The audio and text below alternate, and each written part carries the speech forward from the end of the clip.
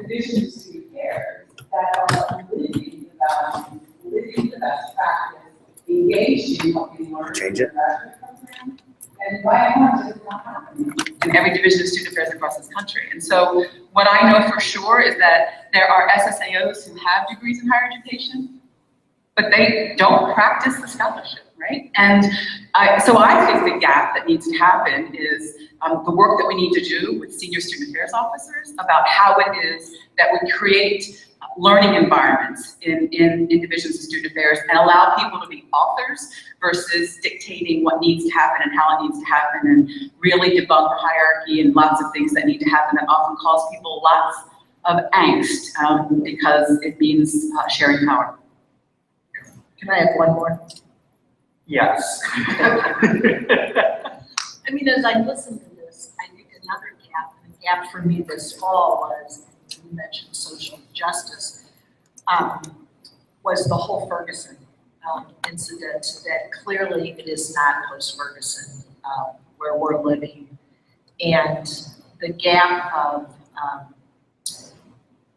how do we even take that on with our students, with community members, with activists, with board members, with other colleagues. And some of what you said, Patty, triggered for me, you know, the gap of whoever we hire, the ability to think critically, to be inquisitive, to really want to learn more. And so the whole learning, I mean, for me, it was a whole, it continues to be a whole learning experience. But how do I think long-term, but not get so bogged down in the injustices that have been going on and on, and even with this report that just came out, I know what today is, Wednesday, I think, from Holder. You know, what will that provoke? Both good and bad and much needed, but how do we, as staff, it doesn't matter what our position is in the institution, how does the whole topic of social justice, how do we move it forward in productive, positive, respectful ways? Thank you for adding that. I think here's what I notice across all of these topics. It's the idea that there's this gap between our espoused and actualized values. So we say we value one thing, but we maybe perhaps don't always live those values. And that'll always be there to some degree, but the extent to which we can narrow it becomes really critically important. We all have our scholarly crushes, right? So if Chris Wren were in the room, I'd be like, hey. And I see you. One of my other scholarly crushes is a leadership scholar named Ronald Heifetz. And so, and by the way, no one tell Chris that. So don't. Oh, this is on. Hi. Okay. So, hello. All right. Ronald Heifetz is this brilliant scholar. He has 2 degrees, medical degree, and then was crazy enough to go back and get another degree. And part of what Heifetz talks about is the challenge of adaptive work, which is exactly that narrowing of espoused versus actualized values. And it's about creating a holding environment that can sustain disequilibrium. How do we create a space that can tolerate ambiguity, dialogue around difference, exactly what we're hoping to capture here today. Here's the other reason I love this topic. You all are as much experts as us, so this isn't a situation where I've done research, someone's done research, or someone has 20, 30 years of practice, and there's a gap there in terms of ability to engage in the conversation, because everyone in this room is either a student now and has that experience of seeing the gaps when you go into your internships, your practicums, or as a professional, or as a faculty member. So you are living this reality every day. So what we want to do is capture your knowledge as well as the knowledge up here. Let me just share a few quick guidelines on how we're going to roll into this together. So we've teed up a whole number of places or topical areas where those gaps exist.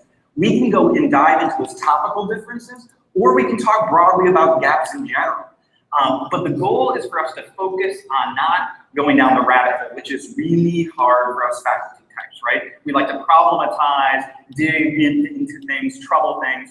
What we want to do today is really focus on how do we move forward? How do we pragmatically start narrowing those gaps on our campuses and in our programs?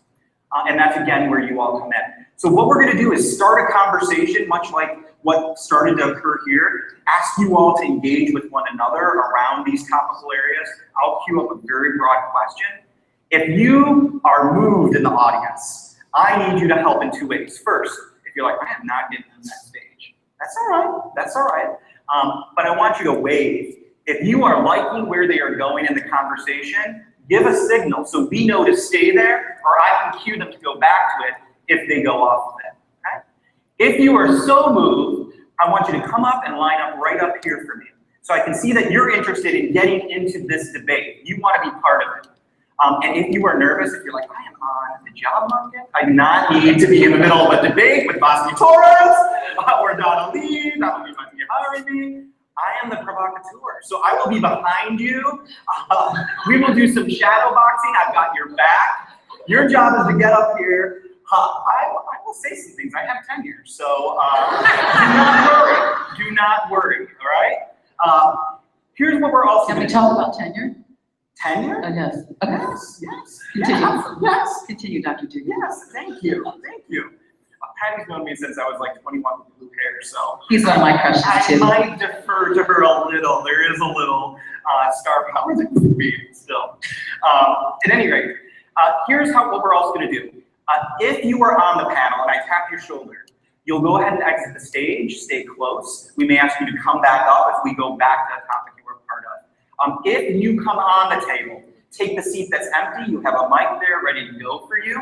I also want to ask you to, at the point where you actually first talk, please take a moment and say your name, your institution, and whatever role you're in, whether it's grad student, new professional, seasoned professional, faculty member, whatever that may be. Okay? Again, audience participation, waves. Be prepared. I may say pause, stop. We may redirect. I may get sassy. I say, provocateur is one title for me. It's sassy pants. So that's what I'll be doing. And if you are watching live via Higher Ed Live, I'd encourage you to tweet questions that we can introduce in either now or in our follow-up conversation. You are equal participants in this role. So let's go ahead and get started. And what I'm going to ask you to begin with is just to begin what Jill was doing. Exploring a little bit with one another this question of how do we go about narrowing the gap between what students learn and what professional positions require of them when they enter roles.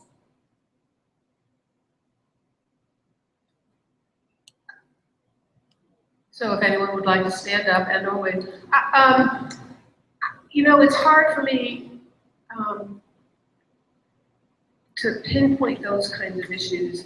I think that Jill raises a really good point, that people leave graduate programs with new knowledge and new attitudes, but I don't know that they have ever been taught how do you translate that into a job setting. So where it may be appropriate in a classroom setting to speak up whenever you feel you have an important point to make, that may not be an appropriate behavior at a staff meeting, for example. How do you know the degree to which you can, faculty in the classroom typically encourage students to challenge them and to speak out. How do you know whether that's going to be an appropriate behavior given the supervisor that you have in your institution? But Joan, that is exactly to my point, right? So we talk about self-authorship. Why wouldn't we in staff meetings allow every voice to be heard, right? So what happens is we teach graduate students to do that. They go into a professional position and they begin to engage that, and then they're chastised sometimes or reprimanded, or they make a mistake and they mess up and they're not forgiven for that, because I think they enter systems of power and privilege that says because of my title, I get a certain voice, and because of yours, you get a different voice. And so I think that gap needs to be, I heard some snaps, didn't I? Thank you. That's excellent. So I think that's where I think an important gap needs to happen. I think we often talk about it, about what the grad student is or isn't doing, or what the faculty member isn't doing. And I think that they're getting into divisions of student affairs that aren't. So what are you doing? Because you're the head, you're the top of the food chain. Actually, probably the president is, but so some of the things that we're doing, right? Some of the things that we're doing is that we actually invite folks just to come together in what we call leadership circles, right? So there are leadership circles for administrative staff, fiscal staff, new professionals, graduate students, mid-level, seniors, and they meet once a month typically. In fact, we have a co-convener here who's a grad student, Bobby Webster. She's a grad student in our program. She co-convenes the graduate student leadership circle. And folks just come together to think together, to create together, to be together.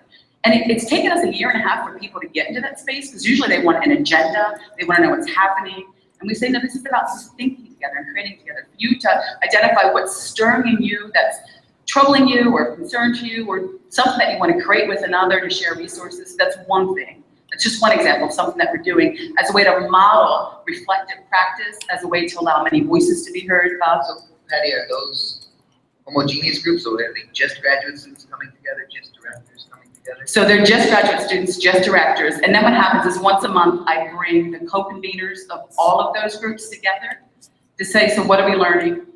What are we hearing? What do we need to be doing? And so they come together in different levels of experience in the co-convener group that I bring together. And that takes brave leadership, though. That really takes, as a leader, being willing to be authentic, being willing to be flawed and transparent. No, it really does. And I'm not sure if all of us are willing to do that.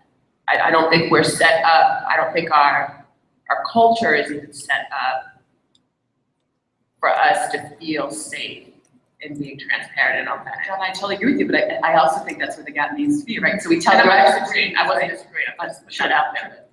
I think it's easier said than done. Well, but if that's what's so valued, that's what we need in the field, then what we really should be training people to be is good thinkers. You know? Exactly. And so in which case, you know, why stress, you know, I remember someone telling me, of course will you memorize Chickering's vectors? And my response was like, why would you do that? Like, who the hell cares if you can name Chickering's vectors? Because we're not concentrating on the critical thinking part of the training. I agree there's a knowledge base, but that knowledge base is useless if you're not a good thinker. And I think this plays into what Vasti said. I think it plays into this kind of gap between the academic and the student affairs side of the house, where there is some belief on the academic side that there is not necessarily a need for professional training for the student affairs side of the house because they aren't thinkers. And Vasti's using the language of critical thinking, Donna used the language of reflection, and I guess I would offer that that is the gap between theory, Chickering, since we're picking on him, and the application thereof in a workplace is the I can recite all 7 vectors in order, but I don't know if I know how to apply them. So what do you do about that? So let's go back to what do we do about it? How do we narrow that gap between what we say we care about, as I kick over white fans, versus what we do? I would argue that we cause reflection, but we cause it in a way that, as Joan said, challenges and supports both. We are very good at supporting both our undergraduates and our graduate students. I don't know that we're all that good at challenging, and I'm gonna try to be provocative a little bit and say I'm not sure our graduate students are all that good at being challenged. That lack of reflection out there. All right. Thank you. When you say that, what do you mean by graduate students not being challenged? And all of us, but I was trying to be provocative. So as we are providing feedback, and we'll use the euphemism of constructive feedback, we can very easily go to a point of anger rather than and externally focused as opposed to reflection. And okay, I heard what you said in your constructive feedback. How can I learn from that, even if I don't agree with it? Because I get a lot of feedback I don't agree with. And it really has to do with where does growth come from? Right. Hearing what I do well doesn't help me do anything better. Hearing what I may not do as well, or an area that someone thinks I could improve upon, helps me become a better professional. And I agree. I'm not sure that some of our graduate students and some of our professionals are very interested in hearing about areas where they might improve. And we don't do a good job of allowing them to practice how to say that to someone else. Well, and now I sound like the oldest lady on the panel, and maybe I am, but I think it goes back to even, I mean, the whole that everybody gets a ribbon or a medal, and that I think we're more conflict avoidance than we've ever been, that everybody wants to be nice, and almost you can't be nice and provide constructive feedback. And there's this constant tension. What we want higher education to do is to graduate people who will solve social problems. But you can't solve social problems if you don't confront them. And if you don't know how to confront them in an appropriate way or confront others in an appropriate way. And they have many, like they're in this most of our grad students are in this developmental place. They're not far away from the undergrad experience, right? So then they get the models for it they have in terms of their supervisors and senior leaders. They're not modeling those things, right? So, and before Jill leaves, I want to pick up on what she just said. Bio lady. I am so grateful not to be the first one voted off the island. I can go now anytime. I've always wanted to be Jeff Probst, by the way. I want to respectfully disagree and tweak a little bit what Jill just said. I think you can be nice. I know. So you can't disagree now. You keep quiet.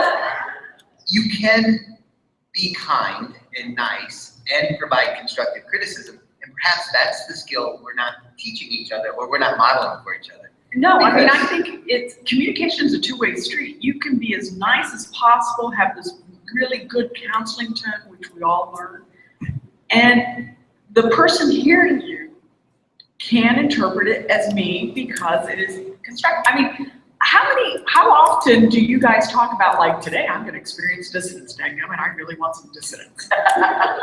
Because that's what we're talking about, is constantly providing dissonance, constantly looking at the challenge, but no one actually wants that. You know, you get to your office and you're thinking, I'd really like for nothing to go wrong.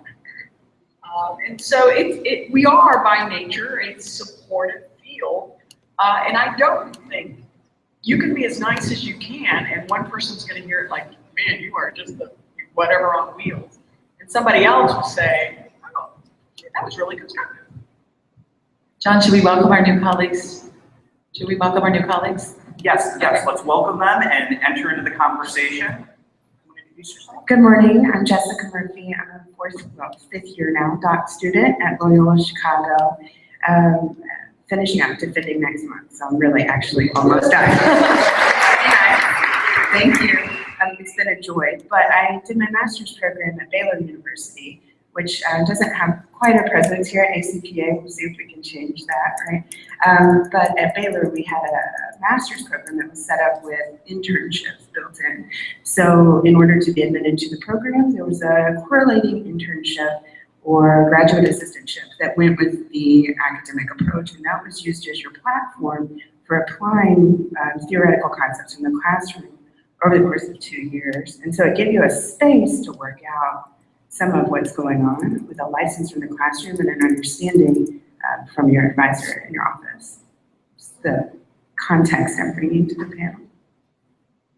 Hi, I'm Zeb Davenport, Vice Chancellor for Student Affairs at IUPUI. So So let's strategize this way. As you come on and off, my hope is there will be many more of you coming in. Introduce yourself when you first enter the conversation so we don't disrupt conversation and we can keep a rapid pace. Does that work? Yeah. So why don't you carry us, one of the two of our new panelists carry us forward. So just on the same theme, talk about being comfortable. So I have the fortunate opportunity to teach a capstone class. And these are students getting ready to go into the field. And in my class, in our class, we talk about being in those pressure points, those pressure situations. And when you talk about being nice, we play nice all the time. But I am of the opinion that we should be able to be diplomatically direct and appropriately assertive, because when we get on the job, people aren't going to play nice. Somebody tweet that. But then here's the other piece, right? So we talk about prep to practice. If we're in a preparation program, we should be ready to go into the game, right? So if I get into the game and you have to teach me the game, then we're already behind. We shouldn't even be having a conversation about prep to practice. That's just like a basketball player. We practice, and then, oh, you're not ready to get in the game because you need more practice. You got to get in the game and learn the game? No.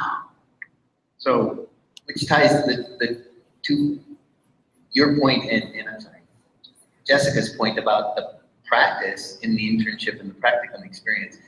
as long as you're getting that diplomatic but direct feedback, right? That's maybe what's missing, I don't know. Well, Zeb, how do you look at it? I definitely agree. But we don't know how to have conversations where we're entering a conversation fully owning our power, our privilege, even being aware of our identities and how that shows up and how that might impact someone or how someone might receive that. So when you say direct and assertive, if you haven't done your own work, that actually might not get you anywhere. Well, you shouldn't even be in this position. Well, if that's you haven't true. done your work. And But that's one of the part gaps is that they don't have space to really have that journey. Right, but go ahead. And learning doesn't mean you know the game and you only get it. We are always evolving, right? So how do you learn if you don't get a chance to get in the game? And then what happens is you get in the game, you make a mistake, and then everyone in the field talks about you because you made a damn mistake. I actually think they get in the game and they figure out that the people who are in power are clueless. And they're just trying to figure out, like, I'm getting this stuff in the classroom, and these people are like, oh, that's just crap, it's all about experience, it's sick time, blah, blah. And so. And the other problem is we're having this discussion with faculty in student affairs about this gap, and on our campuses there's a gap. We should be on the same team, right? When you talk with Dean Goldsmith down in Bloomington, it was bringing the two together. That's what it's about, because we have education over here and practice over here, and we're supposed to bring what we learn in the class to this. And it does provide a different kind of experience. And I'm actually teaching this semester at USF as a dean, and let me tell you, you hear a lot more stuff that's going on in that college because the dean is teaching, and they're like, no way. But how do you begin to sort of say to a student who's in your classroom, saying, well, my supervisor doesn't actually believe that we should be quoting research. And my response is always, well, I can tell you that if a faculty member asks you, why do you do that? And you tell them, because we've always done it this way, you are going to get written off. Faculty member is just going to look at you and say, whatever, I'm not paying any attention to you. And so we have to balance that desire for experience, the assistantship piece, and the reality that there is a knowledge base, and that knowledge base can only be used if we create good thinkers. And if someone can figure out how to interview with students and figure out, okay, that person's a good thinker, let's admit them into the program. It's hard. And go ahead. Thank you. I was just going to say that something that I think is exciting about adaptive leadership and the nature of higher education professionals and teaching, trying to bridge this gap, is that it is precisely that, adaptive all the time. So when there are people that are in positions of authoritative power, there's an opportunity to create a counter narrative. And if that space is created, then the people that are influencers or people who are coming from the classroom out and trying to bridge this gap into professionalism with a theoretical mindset, that space can be made, but there isn't a lot of solid ground for it, right? So I think it takes some graciousness, but some transparency of telling people there is a safe space here to do this thing. It takes in my opinion, not as an SSAO, but as a mid-level, I would say it takes a lot of grace and grit at the same time to elbow out that space. Can I ask you a question? Why did you feel need to qualify, not as an SSAO, but as a mid-level, as if there was something wrong with the voice coming from the mid-level? What was it about for you? Right. So for me, I would say the context of that voice would be navigating this gap in the past, early in my career. And also, I think that there is great. This lighting is bad. It is dangerous back there. As a mid-level person, I would say, not that there's no value in my voice whatsoever, but there is an economy of power that exists. And so in order to get in and be in the conversation, there has to be some grace that I enter the conversation with as well. So there's an appropriate humility, I believe, to showing some respect. Okay, I'm going to channel Donna Lee for a moment. I think, you got it. So I think that creating that space is easier for some people than others. And there have been times, whether it was because I am not a shy human being and I do not, step back from confrontation. But as a woman, that's a really hard role to play. And as a person of color, to listen to some of the stuff that gets said in meetings, I'm always sort of like, oh my God, what year are we in? So that space is really hard for some people to create. So that was my channeling Donna. I understand. And I would say, as a woman of color, we're waiting for women of color to make that space. And that there are many people waiting to support you and encourage you to go for it. And we're coming right behind you. So push. So there's an interesting through line around power here.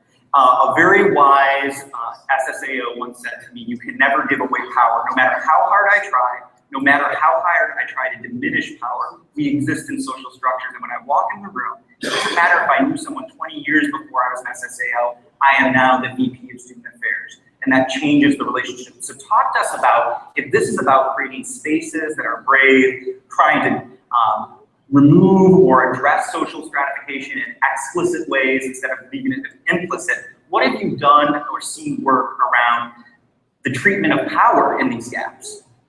So, as an SSAO, I'm just kidding. If we create this space where people see us in vulnerable ways, and we invite the discussion, and it's almost like when people are talking and you walk up and they stop talking, but they're having this discussion and you chime in too early, it shuts it down.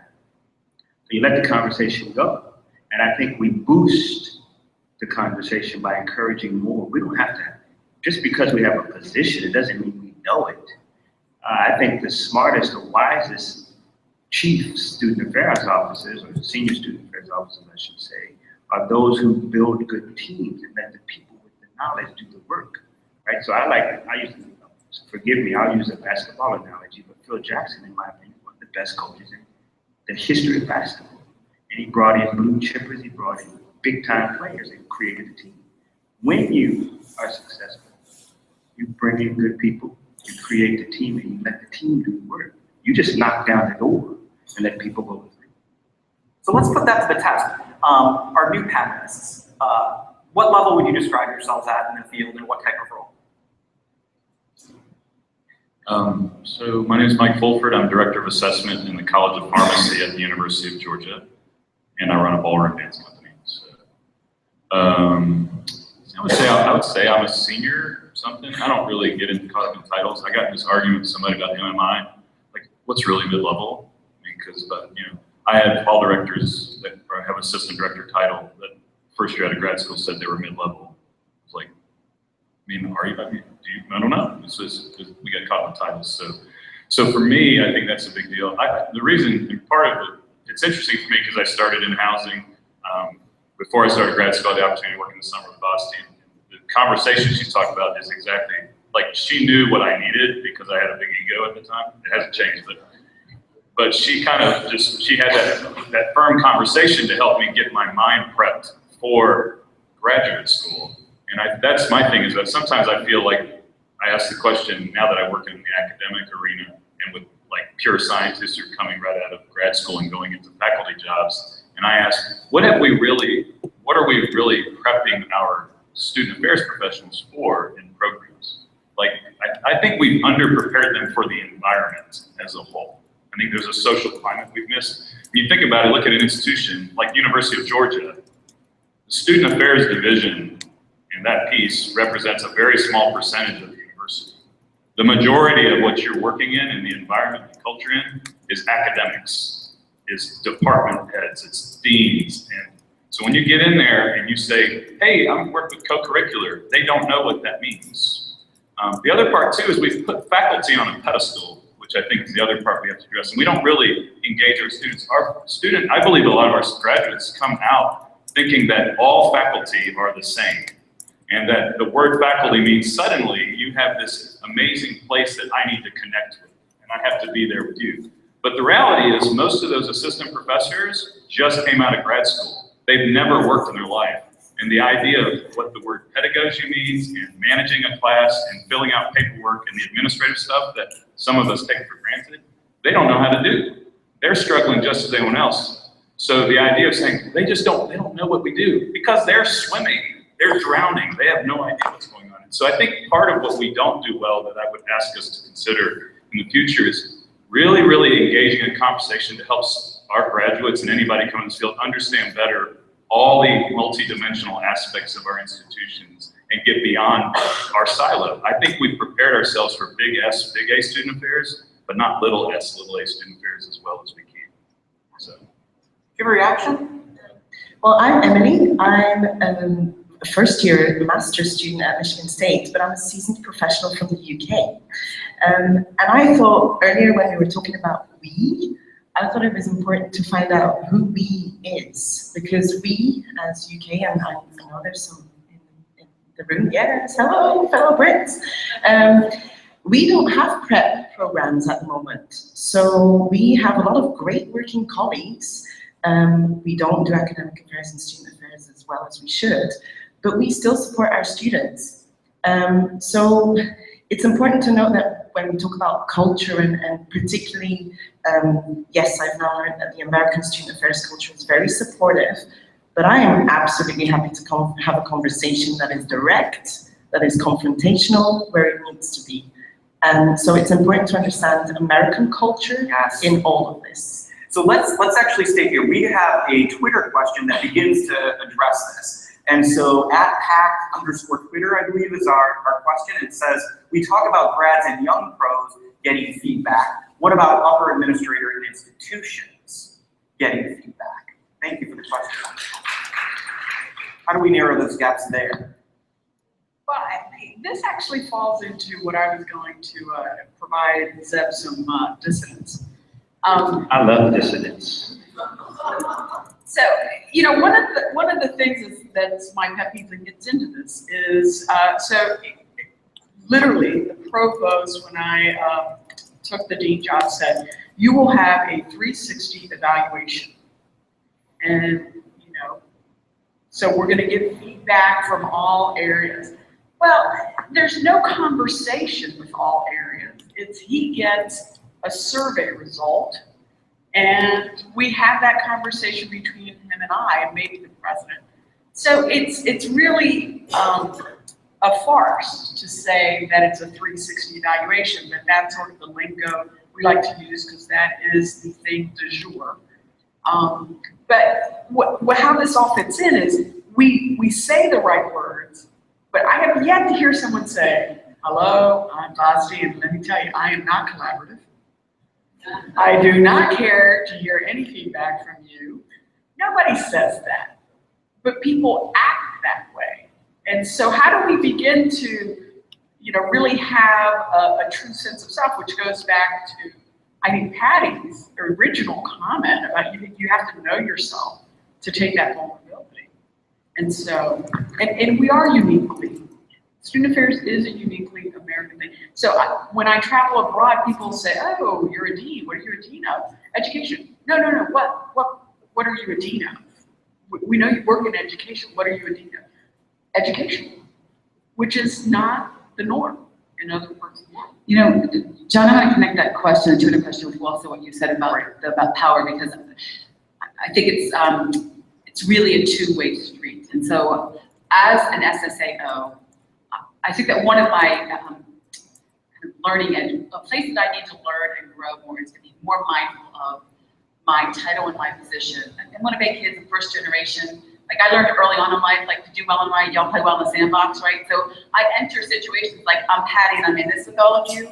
Sometimes not mindful of the fact that people are saying you're the vice president today. So I have work to do to pay attention to that because I think that if you're not mindful of that, then things operate in ways that you're not conscious of, and I want to be conscious of that. But I also think it's a two-way street because I think that part of it is that we need directors and graduate students and mid-levels to offer feedback.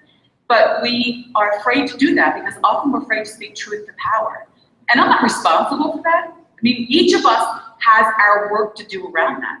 Because one of the ways we get feedback is not just from a 360 from a provost or a president, but it's from our peers, those who we supervise, others who have experienced something. But we are in a profession that's afraid to do that.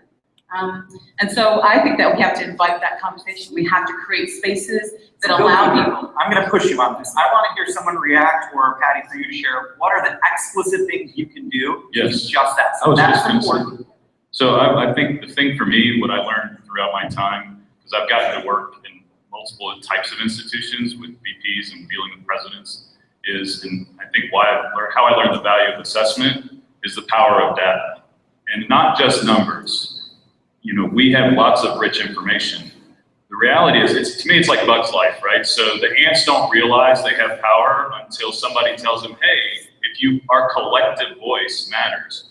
We forget sometimes. When I worked at Georgia Tech, the students are extremely powerful. So if you can gather their voices together and report that in a good way, people will listen. Because after a while, they won't listen at first, but after a while, they start realizing we need to have a conversation. And so it's not necessarily, that's the hard part, because I agree with Vasti. I think the reality is, whether you like it or not, it's hard to walk into the dean's office and say, you know, let me tell you about your job. Here's some things we need to talk about. I want to give you some feedback. He's like, I'm 71, what are you going to tell me? So, but the other part is, but if I walk in, and with the president, when I worked at a two-year college and I was enrollment management, I said, here's the deal. I've run the numbers. I'll show them to you. If we have 5% increase in retention, you'll have record enrollment. He goes, talk to me more about that. Mike, that we have to create spaces that are not just about truth-telling with the intellect and truth-telling with numbers, but also truth-telling with experience. I agree. I think, but see, the key is, the bill you're talking about, we have to create that. But if you're in a position of power, you can create the inclusivity.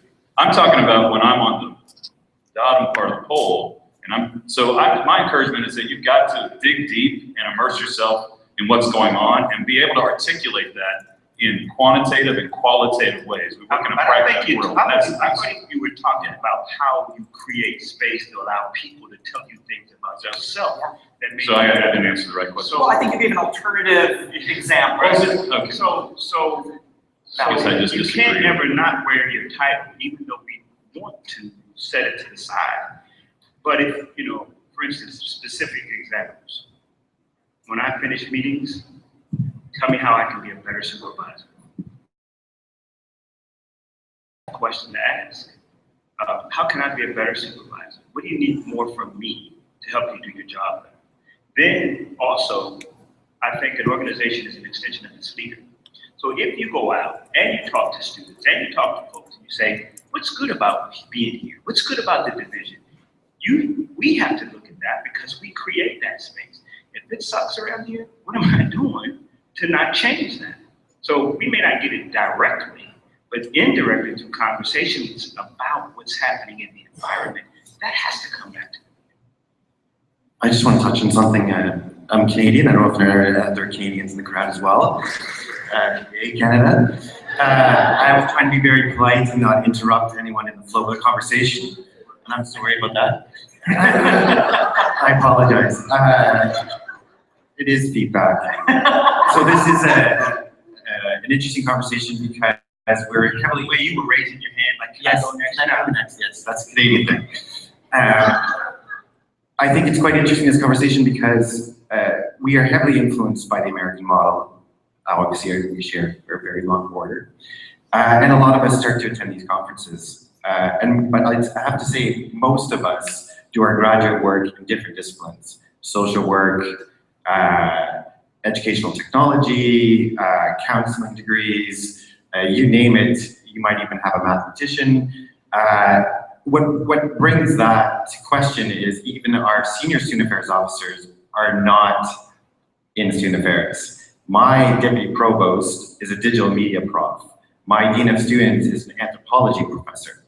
So the conversation about questioning and challenging is an interesting one because the faculty run the house. And when you talk about power dynamics, it's quite interesting because we think we know a bit of the stuff. We go to these conferences, we're preparing by going and getting the knowledge at the conference, not because of a student affairs prep program. Which is very interesting when we have our conversations as a group, is that we describe the critical mass amongst us within the institution is saying, well, how are we going to challenge the institution on the way it thinks about student learning and development? Because the faculty don't think the same way we do. So even having self-organized at the mid-level range, because none of us are going to become that senior student affairs officer, unless we change the institution and then rig it so that, in fact, professionals are running that side of the house. And so this is an institutional change conversation about being a change agent and learning the skills of how to lobby, advocate, and organize and self-organize within the institution. So yes, it can come from the top, and it's great. I wish we had a champion at the top that understood this, but most of us at different institutions, why you might see change in Canadian institutions around having student affairs people who are senior, comes from the ground up, has come from conversations by attending these conferences, and then we're distributing that knowledge through different institutions. So that's why I find it interesting about the American model, the UK model, the Canadian model, and we're all having these conversations and it's going to influence in the future. That's why come to Montreal next year. We will host a great party in Montreal, very vibrant city, and if you are interested in models of higher education and how it works up in the north, we're happy to have these conversations. Well, and Dion, I think you bring up a really excellent point. And in the, I don't remember when, there was an article about campus called Yin Yang. I don't know, okay, people with gray hair remember this article. And it talked about one of the major values in student affairs is community. And one of the major values in faculty life is confronting and challenging and disagreeing. Because that's what we do with every paper we write, with every presentation we do. So you have a model where faculty come into this so-called community with a really different set of values. And I have to tell you, it's interesting for me to be an academic dean. There are not very many of us from higher education in the dean role, because I come from a community sort of perspective. Who cares what the college needs? And so it's a really kind of an interesting sort of turn. So well, I would even say that we are socialized to be, to promote community. Faculty are socialized to promote individuals. It's individuation that leads to success in the faculty role. And I'm not sure, there is this gap between students. I wrote my dissertation on this 20 years ago. The gap between faculty and student affairs professionals. And I'm not sure our prep programs and our leadership are doing anything to narrow that gap. I think we need to recognize that the academic mission of the institution is always going to be the primary mission of the institution. And how do we as a profession support that and integrate our work with the work of the faculty, as opposed to kind of a mindset that says we have to do this in spite of the faculty. So we're going to go into lightning round. So we have about 10 minutes left at best. And my observation is part of what we're also teasing out as a through line are these cultural differences in how we're socialized into faculty roles, into national contexts. And I think part of how that plays out from a faculty perspective is trouble, right? So we name the problem, we go deeper, we go deeper. So now we're in lightning round, and we're going to start buzzing. I want pragmatic suggestions of how to resolve these tensions. Let's start filling the gap. Give me a pragmatic example of when we see this difference, how we can actively begin to try and drill down. Okay, I'll start. Why does someone who is a hall director need to have a master's degree? Let's just give it to bachelor's graduates and use the graduate degree for more mid-level people, or the doctoral degree for the senior level. Let's be a little. And or use a badge system for hall director. In other words, you can hire a hall director and teach them certain basic kinds of things to allow them to decide whether this is something they wish to pursue as a profession, as opposed to investing 2 years in a grad prep program or a year in a grad prep program for that individual, only to have them leave within 3 years. The attrition rate for the profession ranges anywhere from 50 to 70% if you look at the research within the first 6 years. We're investing an enormous amount of time and resources in individuals who will not stay with a profession long enough to make a lasting kind of contribution. Can those resources be better devoted? If this is the lightning round, I would say the one thing we need to do is, as faculty, we need to demonstrate how to have difficult conversations with people, and we need to set up situations in our classes and in practical internship and GA experiences that require our students to have difficult conversations so they know an appropriate way to challenge. And I'd go back to Patty's comment about learning communities or what she's created. How do we create learning communities with faculty and staff to bridge that gap just on a day-to-day basis for problem solving? I think in strategic planning there are all kinds of different possibilities, but to bring faculty have got to give up a little bit, staff have got to give up a little bit to have the more critical, larger conversations. We never have staff meetings where we construct like a classroom. You know, we're into the pragmatic, sometimes into things that don't even matter. But I sit in meetings with senior student affairs officers, and there's a lot of conversation about how faculty need to understand the pragmatic world of an SSAO, but we never talk about how we ought to understand more of the scholarship and what it means to really be an instructional leader or a practitioner scholar, and how you bring along and cultivate, learning. So why do our staff meetings need to be constructed in the way they are? Are we really solving problems in there anyway? I think it's an important point. I also wonder, back to you, yeah. Oh, I'm sorry, I'm Kent Porterfield. I'm the SSAO at St. Louis University, and I happen to be ACPA president. I wasn't getting enough attention at this convention, so I thought I'd come up here and drag myself into this conversation. One other point I would make is that I've been wondering for a while as well whether some of the new professional positions are really intellectually stimulating enough to even keep people in the field. And so when I look at some of the work in our division, I've contemplated whether, we're a triangle, but sometimes we are, you could be a triangle that looks like this, or you could be a triangle that looks like this. And we have so many new professional positions, and so many people supervising new professionals that I'm looking at whether we're really doing the intellectually engaging work, whether we are really stimulating student learning and making that contribution. So I think why not cultivate undergraduates as grant aid positions or something like that to do some of this work that would also be economically more viable and really get people out of their grad prep programs into doing real work. I mean, really intellectually stretching and challenging work. In St. Louis today, I mean, we are in the next wave of the civil rights movement in this country around race, and we are not equipped. So we need professionals that know how to lead intergroup dialogue and quite frankly, know how to talk to parents sometimes who are saying things that are hard to hear.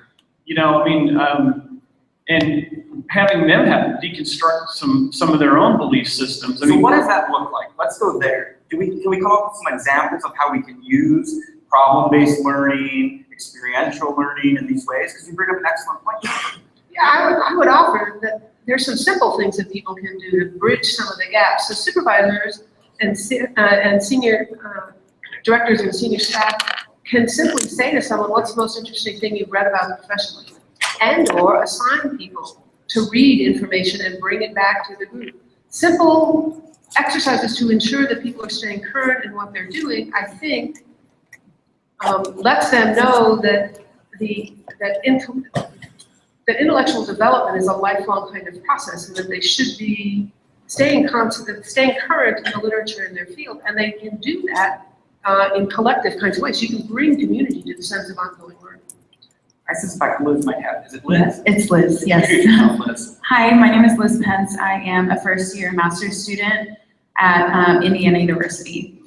And kind of just what I wanted to say, after hearing what everyone on the panel has said today, I find it very interesting because a lot of what we've talked about, I mean, we're talking about graduate prep programs, and a lot of what I've heard from the panel today is it was kind of a little bit over my head as a first-year master's student who came straight from undergrad and is kind of trying to figure out the field.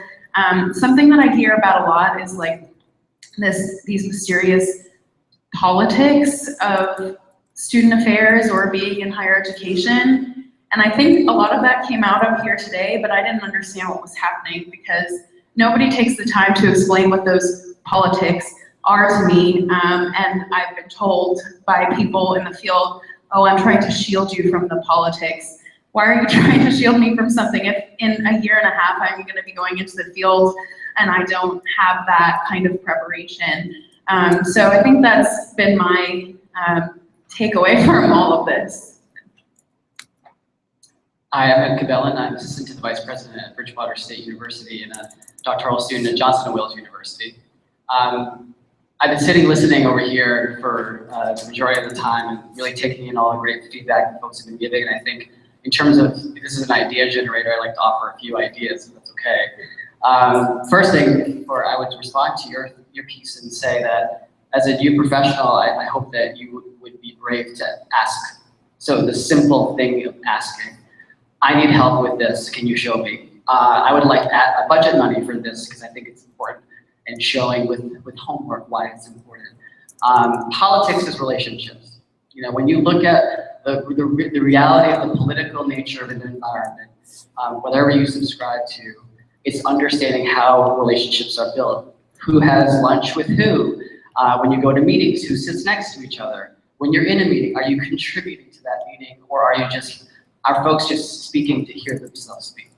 So that's what I would offer you. I would also offer that you should definitely get a lot of budget experience, a lot of experience in thinking about how technology, is going to be influencing the way we engage our students in the 21st century, and really reconsider for our faculty and for our friends who are in administration, senior level administration. I would offer, why can't we swap out student development theory for more leadership theory, for more org theory related content that will help new professionals and graduate students understand what it means to navigate organizational culture for meaningful change. Because truthfully, I love student development theory. However, I will tell you, I don't use it every day. I use organizational theory every day in order to navigate how I can be a best practitioner for my students and for the staff that I lead.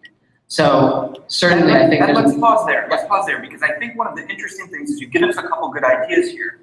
Now, if we stay on this idea of being brave and asking, power differentials work both ways, right? So we have a couple of things that someone can do on one end of a power differential. What are some things that, if we harken back to, I think, what Patty was saying earlier, if you were on the side where you have more institutional power, what might you see someone doing that would make someone like Liz be more inclined to ask? So we know asking, we've got some things to attend to in terms of literature, in terms of how to structure environments, but let's flip that and say, what can someone who has institutional power do?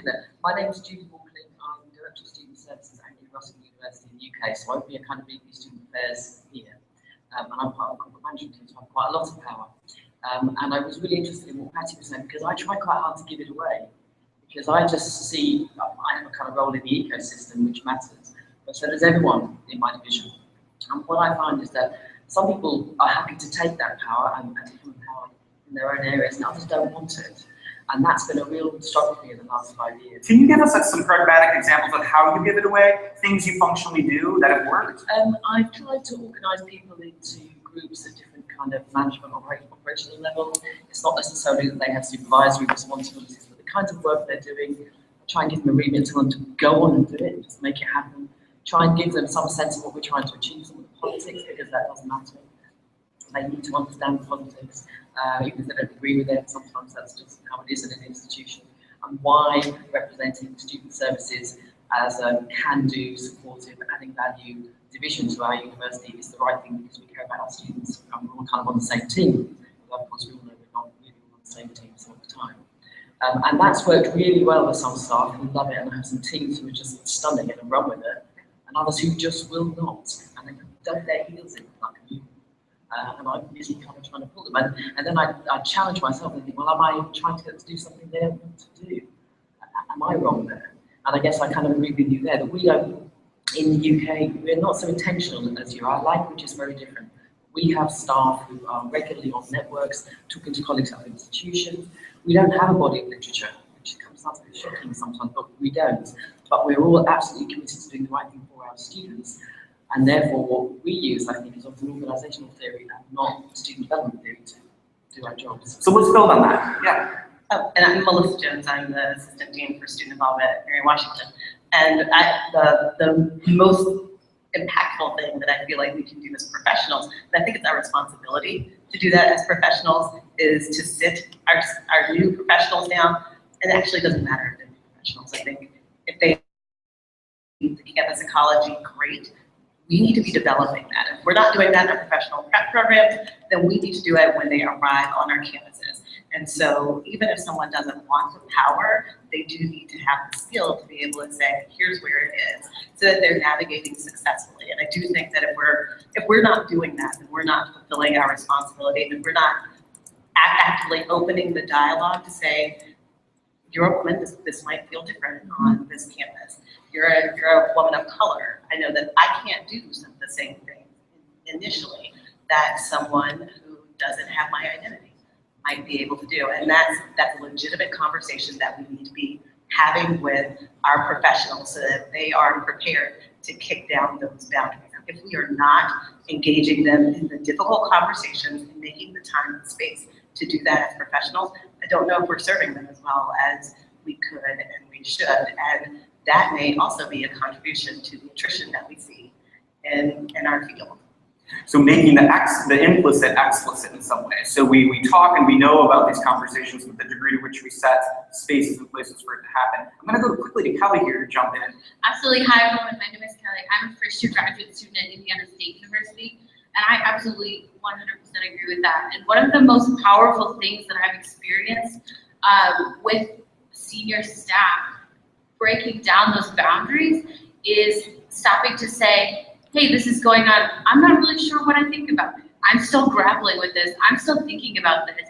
And to me, that says that, oh, they don't know everything. And I don't have to feel like that's what I'm aspiring to. I don't need to know everything. And that a lot of times levels the playing field. That makes me feel like my opinion can also be valued. And that because they don't already have that fixed, this is what I think, I can contribute to that, and I can also kind of grapple with things, and that's okay. Could I tag in just for a second, John? Because I think those are great points. I think these are difficult things sometimes to do in the abstract. And so, but very seldom do we ever stop and deconstruct what just happened. So like, we're in a town hall forum, or we're in a staff meeting, or we are developing curriculum for learning communities or whatever. And there's stuff going on in the room that is not about the content. You know, there's stuff, there are things that are happening, but we don't deconstruct that, talk about what's really happening. So folks in that moment can understand that there is privilege in the room, that there is power, there are power dynamics, and there are a whole lot of other influencers happening as well. And so I think we forget sometimes that it is always our responsibility to teach and learn. To learn and teach. And that is, so we got to be in it, and we have to be aware of what's going on. It's not just the outcome of having developed that thing that it is that we're working on, and very seldom do we stop to do that. We're going to do one final comment on that note. So Liz, can you react to that or offer of closing remarks for us from our panel? Oh my gosh, so much ready, you are poised, you are brave already for being up here, so take us home. I was just going to give kind of what's a practical example of what you just talked about. In the office that I have my assistantship in in the beginning of the semester, we had an office retreat, and I didn't really know what to expect from that, because usually when you go to a retreat, I guess it can go one way or another. But we really intentionally created a space where everyone in the room acknowledged what kind of privileges they were bringing to the table, whether that be positional privilege or racial privilege or whatever. We all sat down and acknowledged that together, and we kind of put those positional things aside at the door, and we came together as a team, and it was probably one of the most it was probably the most effective thing for me in my position so far, and learning what the team dynamics were and learning what really was going on in the office and what everybody really thought, because most of the time we just go around with a smile on our faces and pretend everything's okay. But in that space, which was a very intentionally created space, we really got to develop ourselves professionally and develop as a team. So I agree. So I want to thank all of our panelists who came up here and ask everyone to just keep a seat for a minute while we do some quick wrap up. So one of the things that I think stands out for me is this notion of our implicit versus explicit assumptions. So sometimes our gaps are widened because we don't take the time to fill that space. We know something, but we don't do. We believe something, but maybe we can't quite feel it in this space. And maybe that's because of the structures that we're in. So I heard a couple of really critical things, I think, here at the end that are quite wise around what does it look like to disrupt those normative assumptions. So if we think about critical social theory, it teaches us about hegemony, it teaches us about normativity, the stacks of knowledge that we have that then frame our social realities. Well, that's all really complex ways of saying something really non-complex. We have to examine our taken for granted assumptions. So if this were an intergroup dialogue going all the way back to the beginning, what we would probably be spending time doing is unpacking the process dynamics that unfolded during here. We'd have to practice some vulnerability. So perhaps you noticed that Vasti was here to the end. I felt a need, for example, to have a faculty member on the panel at almost all times. So that probably says something about me and my taken for granted assumptions, where I'm not necessarily living my espoused values, and there's a gap with what that looks like even in my practice. And maybe what we have to do is get comfortable with that level of vulnerability, which is hard. And maybe our programs don't do a good job of that. I know I stumble and fail on that every day. So I think about how do we then make explicit those spaces where we can deconstruct. And maybe a push or a tweak there might be not just deconstruct, but also reconstruct a reality. So if we stay in a place of critique, it's also uncomfortably not moving us towards radical justice and change. So if we want to fill that gap, we've got to create those spaces and then figure out how to move within them and out of them. I want to thank everyone who has taken part in this very lively experiment. I want to encourage you to think about how you inhabit these gaps, to steal a phrase that Susan Comavez used in an About Campus piece. What does it mean not to bridge these gaps, but to actually inhabit those spaces, trying to live within them instead of working around them?